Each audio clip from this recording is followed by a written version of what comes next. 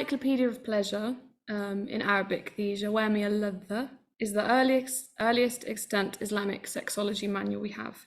It was probably compiled in the 10th or early 11th century in Baghdad, attributed to a man called Ali ibn Nasr al-Khatib.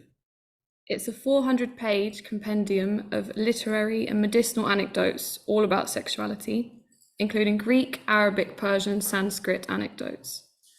I was actually quite worried about coming here today to talk to you all about it, as I'm at the stage in writing a thesis or a research project where you have all this information and the background knowledge, but I'm yet to refine it and collate it in an intelligible manner. So in a more positive way of looking at things, I hope this seminar can serve as the refinement process, and I look forward to this Q&A and any suggestions people might have. I also want to say that I know a lot of you here are theologians, and I'm a historian at heart, which means I like looking at boring things like seals and manuscript catalogues. All things necessary when looking at the transference of sexual knowledge from a Christian society to an Islamic society. But what I hope this historical heavy seminar will achieve is pondering upon a topic where really, if you think about it, sex can be one of the most intimate ways people from different religions, ethnicities, and communities interact, both of which have quite marked and yet contentious social scripts surrounding sexual ethics. Underlying all this, considering how outrageously graphic and funny this text can be at times, is the idea that sex is one of the most fundamental ways of loving the other, a value important to both Christians and Muslims.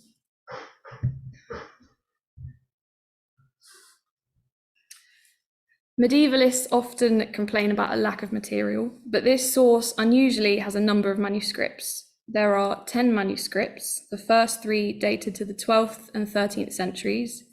It must be stated that the earliest manuscript that I'm using, dated to 1139 CE, is still estimated to be at least 100 years later than the original text, if not 200 years later. The earliest manuscript we have, MS Hagia Sophia 3836 from 1139, is the first half of the book. The second manuscript, MS Fatih 3729, from 1186 is the book in its entirety, and MS Hagia Sophia 3837 is the second half of the text. The main manuscript I use is MS Fatih 3729 as it sits in entirety, and I plan on referencing the other 2 early manuscripts when relevant. The state of the manuscript is actually very high quality, and it's also huge. It's 446 pages, and it's meticulously organized into chapters, which makes it very useful for me to find my place, as my Arabic is still requires a lot of work. The fact that there are so many manuscripts is important because despite the various copies we have, the work is not very well known among Islamic historians. It's likely the text came from the Ashrafiyya Library Mausoleum, an Ayyubid endowment in the heart of Damascus. Its catalogue was written in the 1270s, which adds up with the first extant manuscript we have.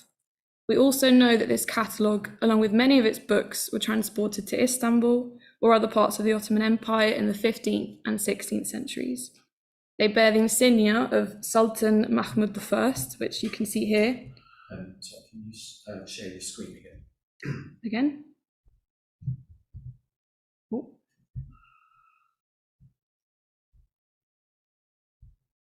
Has it been shared the whole time? No, sorry, it wasn't shared. Oh, okay. Good. Okay. So this here on the right is the insignia of Sultan Mahmud I.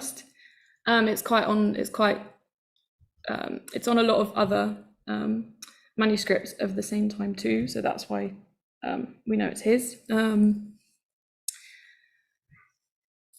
The insignia is a passage from Quran 743.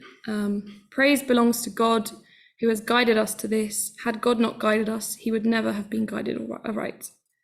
What's curious is that the majority of the other manuscripts in these collections are religious.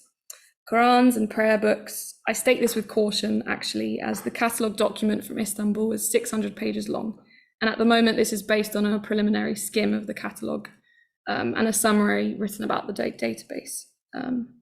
But if this turns out to definitely be the case, it meant that The Sultan, whoever the Sultan's archivist was, felt that this rather filthy book, significant enough to keep in his important private collection, which is quite funny. You can imagine how scandalous someone might have felt finding this gem amongst a theological study session. It is also pertinent to mention that there are currently 4 modern editions of this book in print, translated into Arabic, English, Indonesian, and Malaysian. Sahar Amer, one of the main scholars working on this text, tells the story of how in 2003 she went to bookshops in Cairo and Damascus in search of these editions and was told that there were actually quite a few books available to be bought, but that no respectable bookseller could possibly sell a good Muslim woman this scandalous book. This brings me onto a point which I often come across when dealing with sexual historical content, which is that modern readers are more scandalized than medieval people might have been. We know that the medical content and the stories and poems within the book were widely known about in the medieval Islamic world, as they appear in many other texts as direct copy or paraphrased, or the author is named.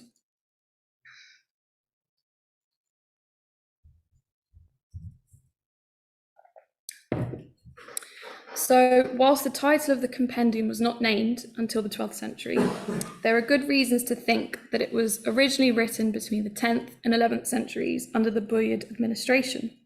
The Buyids were a Shia Muslim family that came to rule over Iraq and southern Iran from 934 to 1062 CE. They were patrons of various translations of texts, medicinal works, and they supported the Abbasid caliphs, even though they were Shia.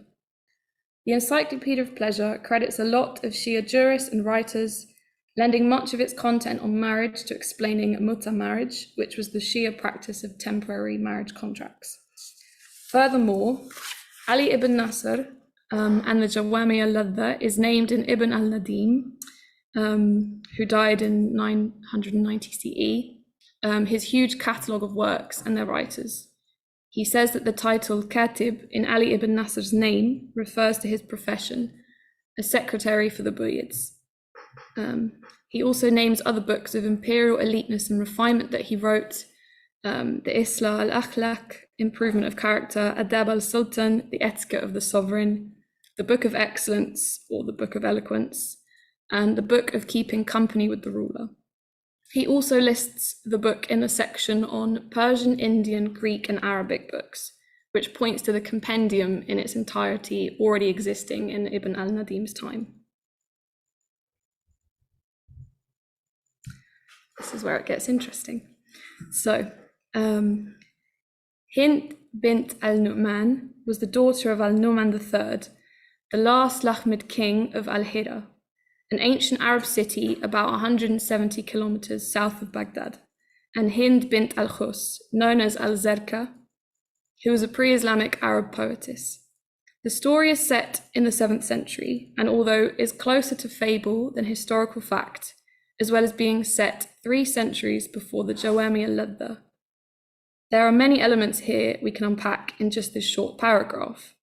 I didn't choose this story just because it's unusual and scandalous and about a lesbian love affair, but because I really do think it provides us with information about receptive Abbasid history, how Abbasid Muslims told stories about the 1st century of Islam, that it actually was a land fertile with Christianity, Muslim knowledge of Christian ascetic life, and does this source reflect at all the realities of Christians living under Abbasid rule, the translation movement, or Baghdadi literary court culture?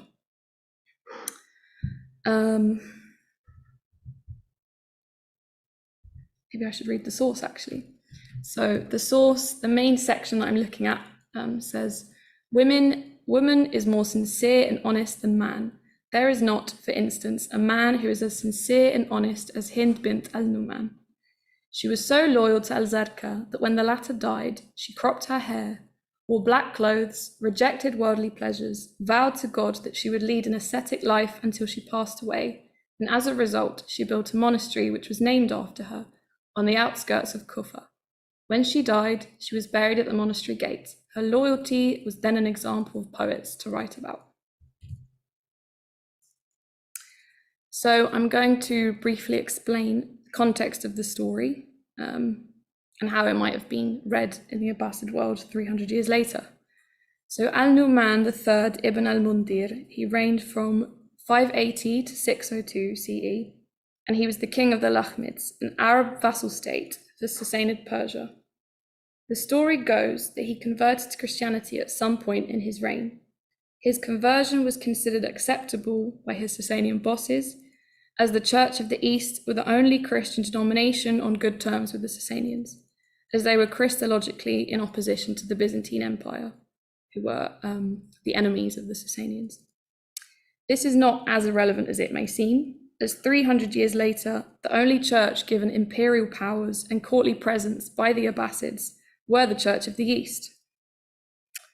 And we know that most of the Christians who are quoted in the Encyclopaedia of Pleasure, or whose translated medicinal texts were used, were Church of the East, such as Jibril Bukhtishu and Hunayn ibn Ishaq.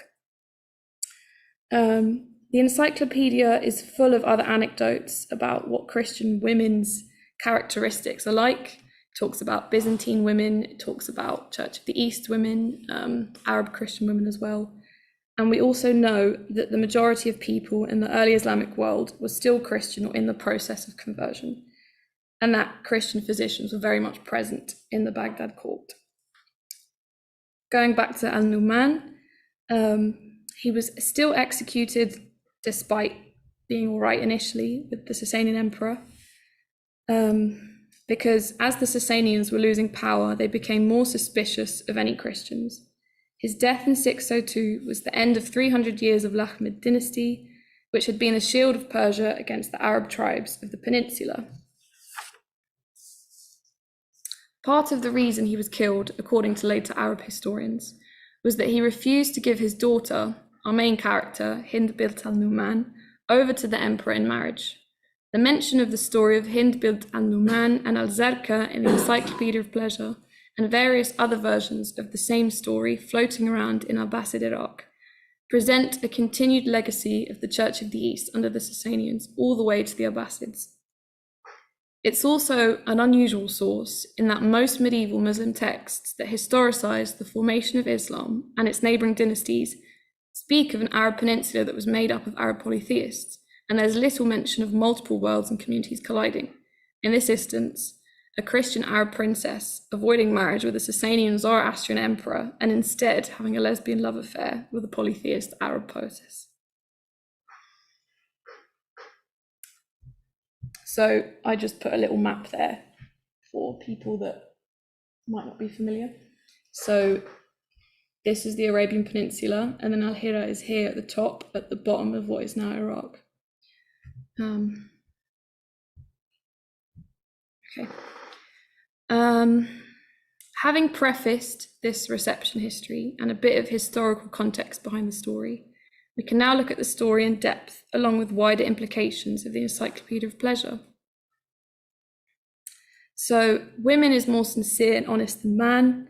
There is not, for instance, a man who is sincere and honest as Hind bint al-Nu'man.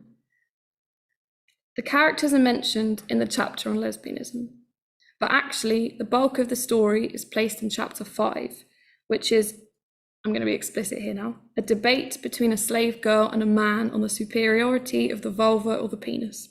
It's a hugely outrageous chapter and is characteristic of Mujun poetry, a specific genre that developed in the Abbasid courts and literary salons in Baghdad that versed about indulgence of prohibited pleasures and used explicit sexual language for humour.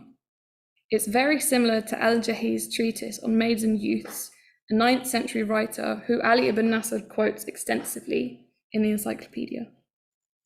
The man says anecdotes about why male genitalia is more supreme, and the slave girl responds with equally as enticing arguments, and actually is one of the chapters where there are the most Christians mentioned and biblical figures cited. Entertainingly relevant to our story is the argument the slave girl makes, saying that neither Chosroes nor Caesar are as important as the vulva. Caesar is the name that the Arabs called the Byzantine emperor, and Chosroes is our old friend, the Sasanian emperor. The second half of the chapter is devoted to the argument that because women are victorious and loyal, their genitals therefore must be more superior. And this is where Al-Zarqa and Al-Hind are mentioned. So I've just put on here some other quotes from the same chapter that have anything to do with Christianity at all. It has subjugated brave men and betrayed hermits, so monks. It's so important that it caused Adam to go out of paradise and Cain to kill Abel. It also mentions the Virgin Mary, again quite scandalous. Another virtuous and beautiful woman is Virgin Mary, who was the most beautiful of all women in her age. And it mentions Saint Helena, the queen who, establishing Christianity in both East and West, compelled people to believe in it under the threat of decapitation.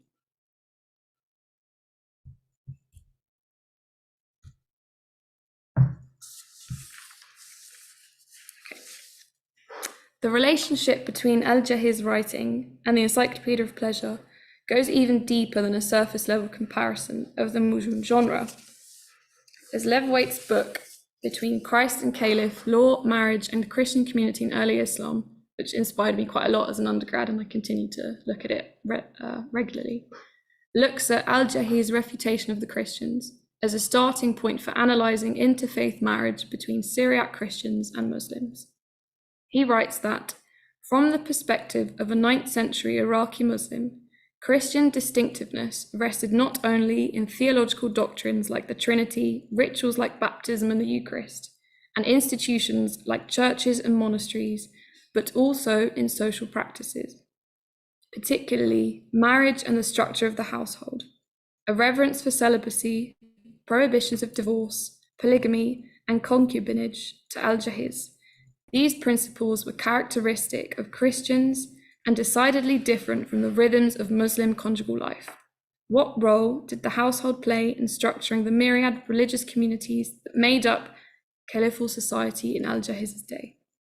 In this extract, Ali ibn Nasr knows what a female Christian ascetic looks like, someone who crops her hair, wore black clothes, rejected worldly pleasures, and vowed to God that she would lead an ascetic life. Throughout the wider book, there are multiple references to asceticism and rejecting the flesh, mortifying the flesh and rejecting worldly desires. I'm yet to decide whether I think he is talking about specific Christian celibate ascetics, but it is certainly possible that Ali ibn Nasr would be aware of this idea of becoming celibate for God and channeling sexual worldly desires towards God. There's also argument about whether he was Christian or whether his father was Christian. It's difficult to prove that, but Ibn al-Nadim writes it. I'm still in the process of trying to figure out whether or not he was Christian or his father was Christian.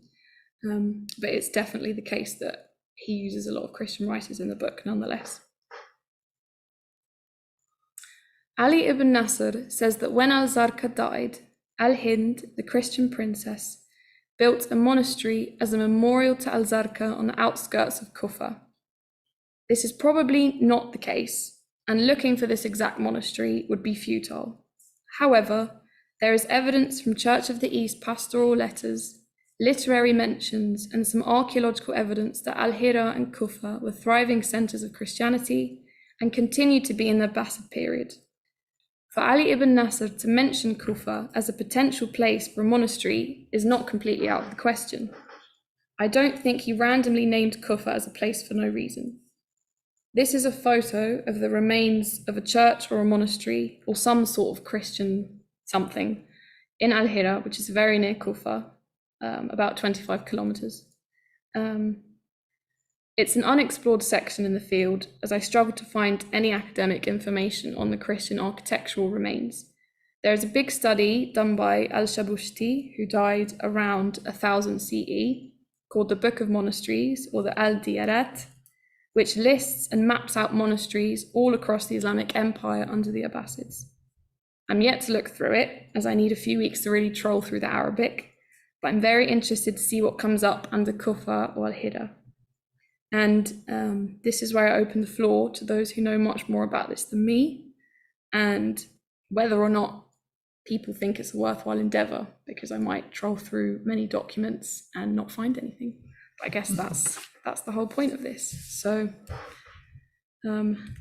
yes, that's the end of that. Thank you. Thank you, Miriam.